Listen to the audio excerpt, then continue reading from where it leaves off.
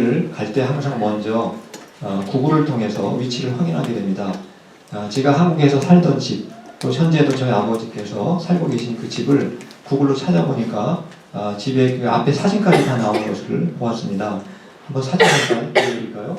바로 이건 구글 지도로 제가 저희 집을 위치를 찾아내가지고 한번 캡처를 받은 겁니다. 저희 집은 영등포, 서울에 사시는 분들은 아시겠지만 여의도 맞은편 그 영등포 당산동에서 살았었습니다. 그 빨갛게 꽃처럼 된 그 포인트가 바로 제가 살던 집이더라고요. 제가 저 지도를 보여드린 이유는 제가 5살 때, 아주 꼬마였죠. 만 5살. 그 나이 때 저 집에 살면서 친구하고 함께 바로 여의도로 놀러 간 적이 있었습니다. 여의도의 앞에 영등포와 사이에 색강이 있는데 옛날에는 거기 배도 다녔고 또 여의도에는 건물 하나도 없는 완전한 백사장이었습니다. 여의도에서 신나게 이제 친구랑 놀다가 다시 이제 집으로 돌아오게 되었습니다. 여의도에서 저희 집으로 돌아갈 때에는 두 갈래 길이 있었습니다. 바로 앞에 지도에서 제가 빨갛게 이렇게 길을 표시해놨는데 여의도에서 내려오면서 한쪽은 목동 방향, 또 다른 한쪽 방향은 바로 인천 쪽 방향, 이렇게 두 갈래 길이 있게 됩니다. 근데 제가 그 어린 나이에 길의 방향을 착각을 했습니다. 그래서 인천 쪽으로 계속 걸어가게 되었습니다. 제가 살던 집은 한 30분 정도, 아무리 꼬마였지만 한 30분 정도 걸으면 도착할 수 있는 거리였습니다. 그러나 제가 인천 쪽으로 2시간을 걷고 아마 3시간을 계속 걸었지만 제 눈에 익숙했던 집은, 동네는 전혀 나타나지를 않았습니다. 제가 조금만 나이가 많았다면 아마 다시 되돌아가서 원래 위치로 돌아가서 판단할 수 있는 그런 능력이 있었을 것입니다. 그러나 너무 어리다 보니까 그런 판단 능력조차 없었습니다. 그 이후에도 계속해서 4시간을 걷고 5시간을 끊임없이 인천 쪽으로 엉뚱한 방향으로 계속 걸어가고 있었습니다. 저는 정말 열심히 걸었지만 제가 걸으면 걸을수록, 가면 갈수록 저희 집하고는 점점 더 멀어질 수밖에 없었습니다. 결국 제가 부천쯤에 도착했을 때 어느 마음씨 착한 아저씨가 저에게 배가 고픈 걸 아시고 빵 한 조각을 사주셨고 저를 부천에 있는 한 파출소에 맡겨두시게 되었습니다. 거의 한 15시간이 지난 후에 저희 아버지가 파출소로부터 연락을 받고 저를 찾아오셨고, 그래서 마침내 다행히 집에 도착할 수가 있었습니다. 만약에 그때 제가 영영 집을 찾지 못했다면 저의 마지막 인생은 어떻게 되었겠습니까? 아마 저는 결코 이 자리에 서 있지도 못했을 것이고 어떤 인생을 살고 있는지 정말 생각만 해도 소름 끼치는 그런 생각이 들 때가 있습니다. 그 당시 저는 저의 인생의 운명을 정말 바꿀 뻔했던 그 장소는 바로 여기도 바로 그곳이 갈림길이었습니다. 아마 여러분들도 그동안 인생을 살아오시면서 여러분의 인생의 방향을 결정해야만 했던 수많은 갈림길이 있었을 것입니다. 가장 저희와 똑같은 결정을 했다면 아마 한국에서 살 거냐, 아마 미국에서 살 거냐, 이 두 가지 갈림길 앞에서 여기 계신 분들은 모두 다 미국을 선택하신 분이라고 볼 수가 있습니다. 또 미국에 와서도 우리가 얼마나 많은 갈림길이 있었겠습니까? 텍사스에 살 것인가, LA에 살 것인가, 또 동부에 보스턴에 살 것인가, 많은 갈림길이 있었겠지만 또 여기 계신 분들은 텍사스를 결정하셔서 이곳까지 오시게 되었다고 생각을 합니다. 예수님도 우리 인생에는 크게 두 가지의 갈림길이 있다, 이렇게 말씀을 하셨습니다. 바로 마태복음 7장 13절과 14절 말씀을 한번 제가 읽어드리도록 하겠습니다. 좁은 문으로 들어가라. 멸망으로 인도하는 문은 크고 그 길이 넓어 그리로 들어가는 자가 많고 생명으로 인도하는 문은 좁고 길이 협착하여 찾는 이가 적음이라. 우리 인생길을 걸어가면서 예수님께서는 우리가 통과해야 되는 문이 2개가 있다, 이렇게 말씀하고 계십니다. 하나는 넓은 문이고 하나는 좁은 문이라고 말씀하셨습니다. 그런데 넓은 문으로 가는 길도 역시 넓어서 그리로 가는 사람이 많다고 말씀하셨습니다. 그러나 좁은 문으로 가는 길은 길도 좁고 협착해서 찾는 사람도 별로 없다, 이렇게 말씀하셨습니다. 그런데 내가 어느 갈림길에서, 그 갈림길에서 좁은 길을 택했느냐, 넓은 길을 택했느냐에 따라서 그 마지막 인생의 결론은 어떻게 된다고 했습니까? 바로 하나는 멸망이고 또 다른 하나는 바로 마지막이 생명으로 이어지게 된다 이렇게 말씀하고 계십니다. 또 예수님은 우리가 우리 인생의 집을 세워가는 데 있어서도 두 개의 기초가 있다라고 말씀하셨습니다. 다음 스크린 보시면 다 아시겠지만 바로 반석 그리고 모래라고 한 두 개의 반석, 두 개의 기초 위에 파운데이션 위에 우리 인생을 세우게 된다 이렇게 말씀하셨습니다.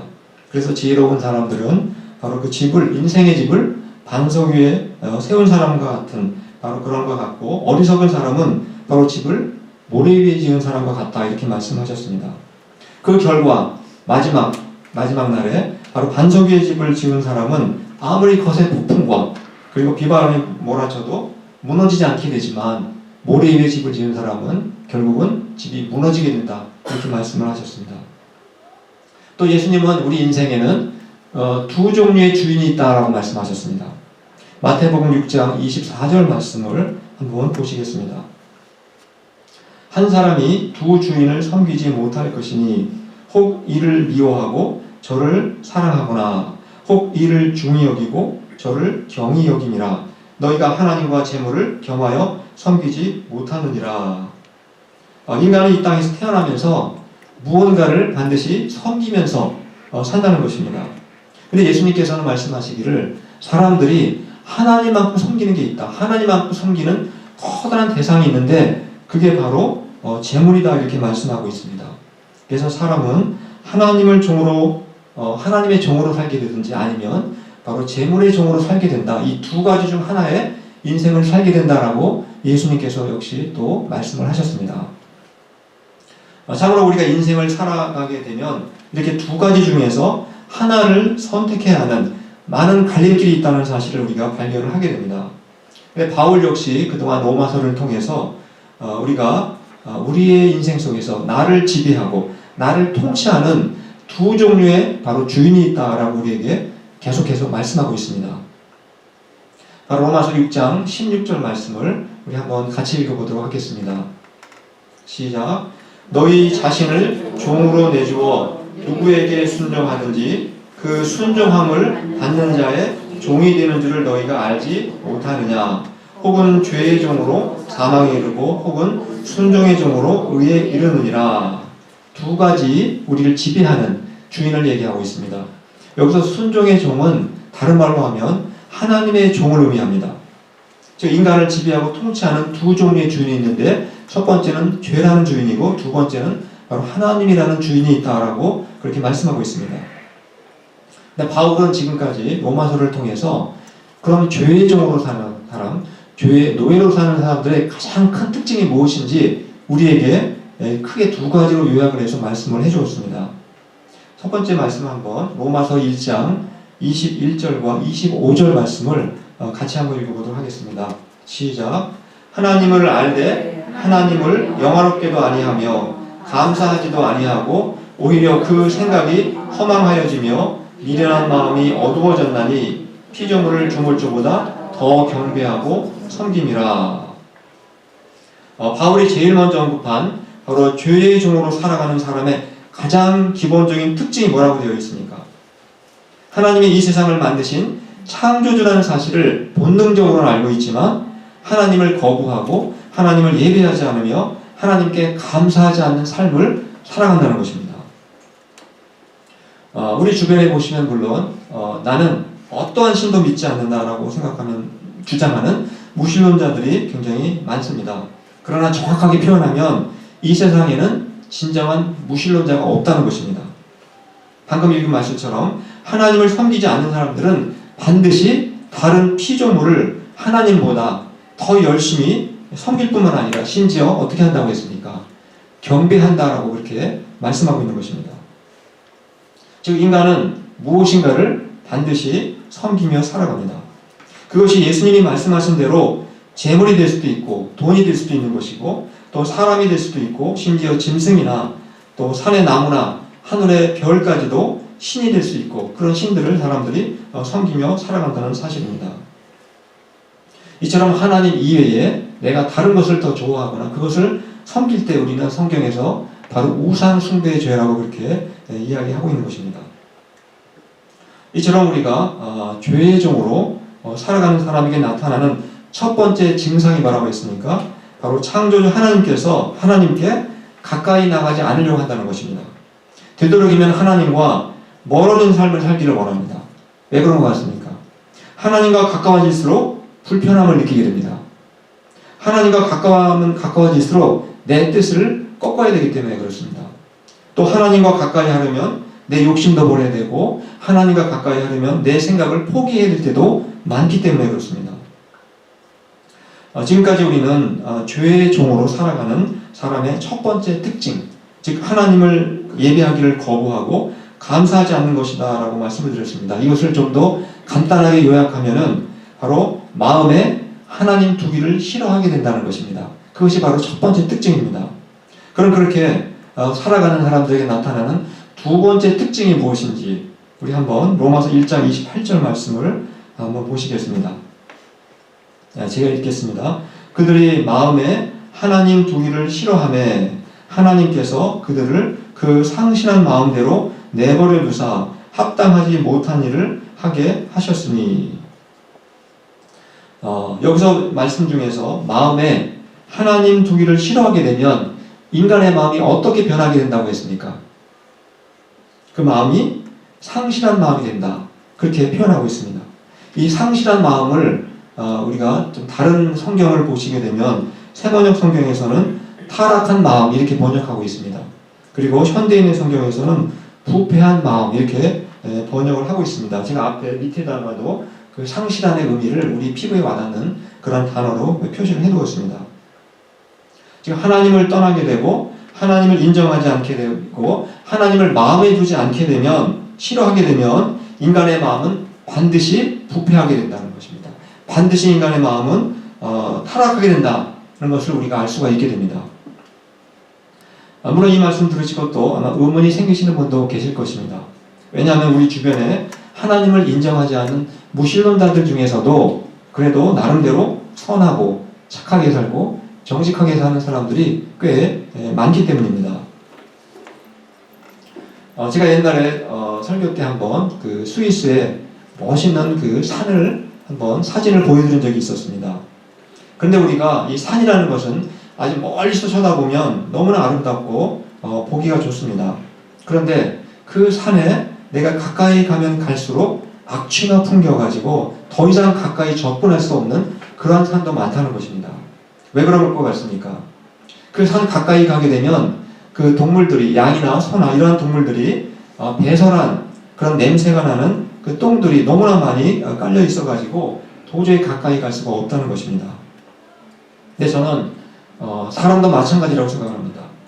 우리가 사람의 눈으로 볼 때는 정말 착하고 정말 선하고 정말 아름답고 이렇게 보이는 사람이라 할지라도 만약에 같이 여러분들이 그분과 함께 한 1년 정도만 같이 먹고 자고 살게 되면 어떤 마음이 생길 것 같습니까? 아마 다 이미 경험을 하셔서 제가 대답을 안 해도 충분히 아실 거리라고 생각을 합니다.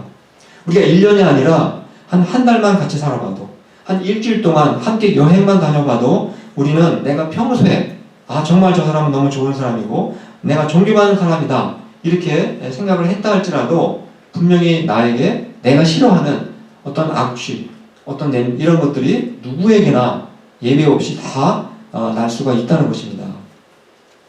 그래서 예레미야 선지자는 다음과 같이 탄식을 했습니다. 바로 예레미야 17장 9절 말씀을 우리 한번 같이 읽어보겠습니다. 시작. 만물보다 거짓되고 심히 부패한 것은 마음이라 누가 능히 이를 알리오마는. 바로 예레미야는 바로 인간의 마음은 정도의 차이는 있지만 더 부패하고 덜 부패한 차이는 있겠지만 다 똑같이 다 부패한 마음을 가지고 있다라고 그렇게 탄식을 했습니다. 우리가 이 음식을 집에서 먹다가 냉장고에 넣지 않게 되면 가끔 그 음식이 부패해가지고 치독한 냄새가 날 때가 있습니다. 근데 그 냄새도 음식의 종류에 따라서 아주 다양하다는 사실을 우리가 알 수가 있습니다. 근데 사람의 입에서도 그러한 여러 가지 냄새가 나는데 아주 다양한 종류의 냄새가 사람의 입에서 날 수가 있다고 합니다. 근데 그 냄새를 보면 어떤 냄새인지를 알게 되면 그 사람이 어떤 질병을 갖고 있는지 어느 정도 파악이 된다고 합니다. 그래서 제가 한번 어떤 냄새들이 있는지 한번 쭉 조사를 해보았습니다. 한 5가지 정도를 조사해보았거든요. 한번 앞에 보시면 냄새 종류들 한번 쭉 제가 나열을 해보았습니다. 만약에 입에서 계란 썩는 냄새가 나면 위염이라든가 또는 위궤양 또는 십이지장, 궤양 같은 그러한 염증이 있을 경우가 많다고 합니다. 또 두 번째로 입에서 사과가 부패했을 때 나는 달짝지근하고 시큼한 냄새가 나는 경우에는 당뇨를 의심할 필요가 있다 이렇게 말하고 있습니다. 또 세 번째, 입에서 암모니아에 찌르는 듯한 냄새가 나는 경우에는 간 기능 저하라든가 요독증을 의심해 볼 필요가 있다고 합니다. 또 네 번째, 우리 입에서 혹시 썩은 고기 냄새라든가 고기가 상한 비린내가 나는 그런 냄새가 날 경우에는 축농증, 또 구강염, 또 잇몸염증, 치주염, 편도선염, 인후염 이러한 질병이 우리 안에 있을 수 있다는 것입니다.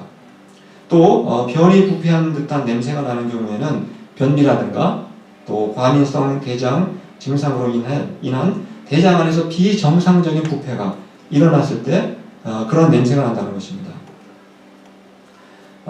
그럼 사람이 하나님을 떠나서 그 마음에 하나님 두기를 싫어하게 되어서 그 마음이 부패했을 때는 인간의 영혼에서 어떤 냄새가 날 것 같습니까?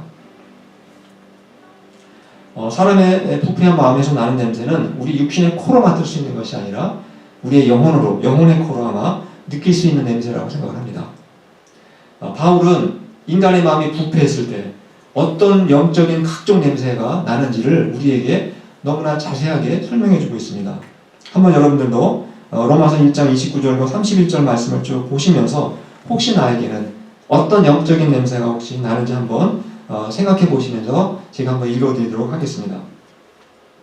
곧 모든 불의, 추악, 탐욕, 악의가 가득한 자요, 시기, 살인, 분쟁, 사기, 악독이 가득한 자요, 수군수군하는 자요, 비방하는 자요, 하나님께서 미워하시는 자요, 때로는 하나님을 미워하시는 자요 이렇게 번역하기도 합니다.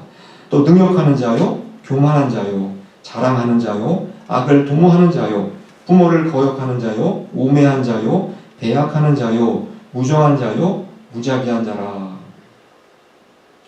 제가 이렇게 그 사람이 하나님의 마음에 두기 싫어해서 나는 이런 냄새, 부패한 마음에서 나오는 영적인 악취를 쭉 말씀드렸는데 제가 비슷한 종류끼리 다시 분류를 해가지고 도표로 한번 만들어 보았습니다. 바로 앞에 보시면은 부패한 마음에서 나올 수 있는 바로 영적인 그런 냄새들을 종류별로 한번 분류를 해보았습니다. 바로 여기에 나와 있는 것들은 바로 우리가 죄의 종으로 살면서 내 마음이 부패했을 때 나를 통해서 나타날 수 있는 각종 대표적인 것들만 모아놓은 것들입니다. 지금까지 우리가 이렇게 죄의 종으로 살아갈 때 나타날 수 있는 증상 크게 두 가지를 제가 설명을 드렸습니다. 첫 번째는 바로 하나님이 이 세상을 만드신 창조주라고 하는 사실을 본능적으로 알고 있지만 일부러 하나님을 예배하기를 거부하고 하나님께 감사하기를 하지 않는다는 것이었습니다. 한마디로 그 마음에 하나님 두기를 싫어한다. 그 첫 번째 증상이라고 했습니다. 두 번째 뭐라고 했습니까? 우리가 마음에 하나님 두기를 싫어하다 보면 뭐가 부패한다고 했습니까? 음식이 부패하는 게 아니라 우리의 마음이 부패하고 타락해서 죄라고 하는 악취를 풍기면서 우리가 살아가게 된다는 것입니다. 그리고 우리가 이렇게 마음이 부패해서 죄의 종으로 살아가게 될 때 마지막 우리의 운명은 어떻게 된다고 생각하십니까? 로마서 6장 21절과 23절 전반 부분을 같이 묶어서 한번 같이 읽어보도록 하겠습니다. 시작. 너희가 그때에 무슨 열매를 얻었느냐? 이제는 너희가 그 일을 부끄러워하나니 이는 그 마지막이 사망이니라. 죄의 삭은 사망이요. 예수님이 아까 처음에 말씀드린 것처럼 좁은 길과 넓은 길이라고 하는 이 두 갈래의 갈림길에서 우리가 죄의 종으로 살아가면서 넓은 길을 택하게 되면 그 마지막은 멸망이라고 했습니다. 또 우리가 집을 세우기 위한 두 종류의 기초가 필요한데 내가 그 기초를 반석이 아닌 모래 위에다 세우게 되면 그 마지막은 처참한 무너짐이라고 말씀드렸습니다. 또 하나님이 아닌 내가 죄를 주인으로 섬기면서 살아가게 되면 그 마지막은 생명이 아니라 사망이다 말씀드렸습니다. 여기 사망이라는 것은 육체적인 죽음만을 말하는 것이 아니라 우리의 영혼의 죽음, 영원한 죽음을 뜻하는 것입니다. 그러나 우리가 인생을 살아가면서 많은 갈림길이 있지만 반드시 사망의 길만 있는 것은 결코 아닙니다. 요한복음 14장 6절 말씀을 같이 한번 읽어보도록 하겠습니다. 시작. 예수께서 이르시되 내가 곧 길이요 진리요 생명이니 나로 말미암지 않고는 아버지께로 올 자가 없느니라. 우리가 걸어가야 될 앞에 놓여있는 길에는 사망의 길만, 죽음의 길만 있는 것이 아니라는 것입니다. 바로 생명의 길도 이미 우리 앞에 있다는 사실입니다. 바로 예수님 자신이 생명에 이르는 길이라는 겁니다. 예수님 자신이 진리를 알게 하는 길이라는 것입니다. 바로 하나님 아버지께로 갈 수 있는 그 길 자체가 되신다라고 말씀하고 있습니다. 예수 그리스도께서 우리를 죄로부터 해방시켜 주심으로 이제는 우리가 더 이상 죄의 종이 아닌 바로 하나님의 종으로 살아갈 수 있는 그러한 놀라운 길을 우리를 위해서 만들어 주셨다는 사실입니다. 이처럼 우리가 하나님의 종으로 살아갈 때 우리 인생의 마지막 결론은 어떻게 끝날 것 같습니까? 로마서 6장 22절과 23절을 후반부를 묶어서 같이 한번 같이 읽어보도록 하겠습니다. 시작. 그러나 이제는 너희가 죄로부터 해방되고 하나님께 종이 되어 거룩함에 이르는 열매를 맺었으니 그 마지막은 영생이라. 하나님의 은사는 그리스도 예수 우리 주 안에 있는 영생이니라. 우리가 죄에서 해방이 되어서 하나님의 종으로 살아갈 때 그 마지막 결과는 영생이다라고 말씀하고 있습니다. 여기서 우리가 한 가지 정말 흥미로운 사실을 발견하게 됩니다. 아까 사망은 뭐라고 했습니까? 밑에 나와 있듯이 사망은 죄의 삭시라고 말씀했습니다. 즉 사망이라는 것은 내 마음이 부패해서 내가 죄를 지었기 때문에 마땅히 내가 받아야 되는 삭시요, 대가라는 것입니다. 그렇지만 영생의 경우에는 내가 잘났기 때문에 내가 나름대로 선하고 착하게 살았기 때문에 내가 얻어낸, 내가 받아낸 어떤 삭시나 대가가 아니라는 것입니다. 바로 예수 그리스도께서 희생의 값을 치름으로써 우리가 거저받게 된 바로 선물, 은혜의 선물이라 이렇게 말씀을 하고 있습니다. 그렇다면 우리가 이렇게 놀라운 하나님의 은혜의 선물을 받은 사람이라면 우리가 하나님을 다시 멀리 떠나서 멀리 가서 여전히 우리가 부패하고 타락한 마음을 품고 우리가 살아갈 수가 있겠습니까? 바로 로마서 6장 15절에서 바울은 제가 방금 드린 질문을 바울이 성경을 통해서 또다시 우리에게 질문하고 있습니다. 우리 한번 바울이 우리에게 어떤 질문을 하고 있는지 6장 15절 말씀을 같이 한번 읽어보도록 하겠습니다. 시작. 그런즉 어찌하리요? 우리가 법 아래에 있지 아니하고 은혜 아래에 있으니 죄를 지으리요? 그럴 수 없느니라. 이미 예수 그리스도의 은혜를 선물, 은혜로 영생의 선물을 받은 신자들은 이제는 다시 결코 부패하고 타락한 마음을 가지고 있으면서 더 죄를 짓고 더 죄를 즐기면서 살아갈 수가 없다는 것입니다. 왜냐하면 은혜를 받은 하나님의 자녀들, 우리 마음속에 누가 계시기 때문에 그럴 것 같습니까? 우리의 마음속에 바로 하나님의 영이 계시기 때문에 우리가 더 이상 마음에 하나님 두기를 싫어하는 사람들처럼 죄의 노예로 살아갈 수가 없다는 사실입니다. 우리가 인생길을 걷다 보면 제가 아까 어릴 때 그 여의도에서 갈림길을 마주했듯이 우리도 반드시 두 가지 갈림길 앞에서 반드시 마주할 때가 있다는 사실입니다. 여러분은 그동안 여러분의 인생의 갈림길에서 어떤 길을 선택하셨고 어떤 길로 지금 걸어가고 계십니까? 넓은 길입니까? 아니면 좁은 길로 가고 계십니까? 사망의 길로 가고 계십니까? 아니면 영생의 길로 지금 걸어가고 계십니까? 저는 저희 모두가 세상 사람들이 볼 때에는 우리가 걸어가는 길이 정말 힘들어 보이고 정말 고난스러운 길처럼 보일지라도 그 마지막에는 영생이 기다리고 있다는 바로 그 사실을 믿고 우리가 이 믿음의 길을 꾸준하고 그리고 변함없이 걸어갈 수 있기를 바랍니다.